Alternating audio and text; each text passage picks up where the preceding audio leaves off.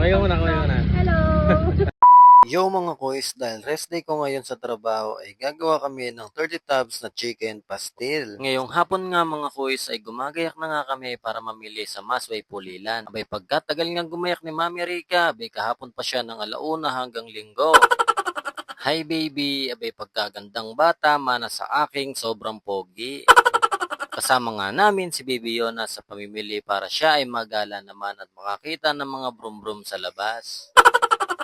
Ngayong hapon nga kami mamimili sa Masoy Pulilan para bukas ay fresh na manok na lang ang aming bibili. So today mga kuys ay aking rest day, kaya ngayon ay makakapagpa-order kami ng 30 tubs na chicken pastil. At dito na nga lang kami nagparking sa Robinson at maglalakad na lang kami papuntang Masway dahil sobrang traffic at baka mahuli pa kami ng mga lesbo dahil wala naman kaming suot na helmet. Kaya yun nga mga kuys ay maglalakad na nga kami papuntang Masway. Kaya nga kahit konti lang ang aming bibilin ay sa Masway pa rin kami bumibili dahil mas nakakatipid kami dito. Para nga ay kahit papano ay meron naman kaming kinikita. Ngayon nga ay kumuha na nga ako ng isang card at agad na nga kaming kumuha ng 1 liter na palm oil, isang sachet ng suka, 2 sachet ng oyster sauce, isang turmeric powder at isang paminta. At dumiretso na nga agad kami sa counter para magbayad. At pagkayari nga nito ay dumiretso na agad kami sa Pulilan Market para bumili ng sibuyas, bawang at sili. At syempre ang tubs na ating gagamitin. Abay shadow, kamamahal ng mga bilihin, mapaparay ka na lang talaga. Napapaisip tuloy kami kung mag-i-increase ba kami ng price o stay pa rin sa regular price niya. Mapapaiyak ka na lang talaga sa mga bilihin, mga be.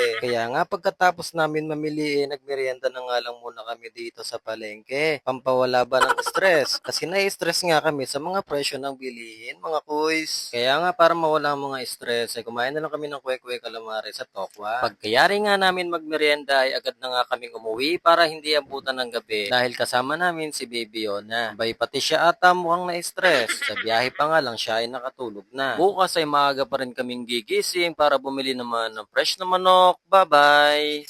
Good morning! Pagkabilis nga ng oras at kakagising nga lang namin at medyo madilim pa nga. Abay pagkaaga nga nagising din ng batang ito at mukhang sasama na naman siya sa amin mamili. Abay sasama nga ang batang are, ayaw nga magpaiwan. Ito nga at gumagayak na nga kami para bumili ng fresh na manok sa palengke. At hinanda ko na nga ang aking baril para sa anumang laban ay laging handa in case of emergency. At heto na nga nag-i-stretch na ako ng katawan at mukhang mapapalaban na naman buong maghapon. Tapos may pasok pa mamaya.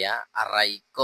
Well, ganun talaga buhay may pamilya. Kailangan magsipag. Bawal ang tatamad-tamad. At nandito na nga kami sa palengke at dumiretso na agad sa lagi namin binibilihan ng manok. Abay, bukod nga sa mura ay talagang malalaki at fresh ang kanilang manok. Kaya lang mga kuys, abay nagtaas nga ang kanilang manok. Kaya nabigla kami at napaisip, hays, grabe ang mga bilihin. Anyway, ganun talaga ang buhay. Kailangan pa rin talaga nating lumaban kahit nagtataasan ang mga bilihin. Kung nakikita nyo nga ay pagkalalaki nga ng mga pitsyong are. Pagka-uwi nga pala namin mga kuys ay nasikaso na agad namin ang pagluluto para maaga nga kami makatapos at may pasok pa ako mamaya. At pagkaahon nga ng mga manok ay nandito na naman kami sa part na pinaka-boring na paggawa ng chicken pastil dahil for himay na naman are. Buti na nga lang ay meron kaming chicken shredder, mapapadali na nito ang paghihimay mo ng manok. Ang 3 oras mo ay wala ng 1 oras na paghihimay. Fast forward na nga mga kuys, pagkatapos nga namin gawin ng chicken pastil ay agad na nga namin itong i-deliver sa aming mga labidabs na customer. Nauna na nga umorder ang pare mong Celdrick dahil lagi niya raw napapaginipan ang chicken pastil namin. Kumain muna. Hello!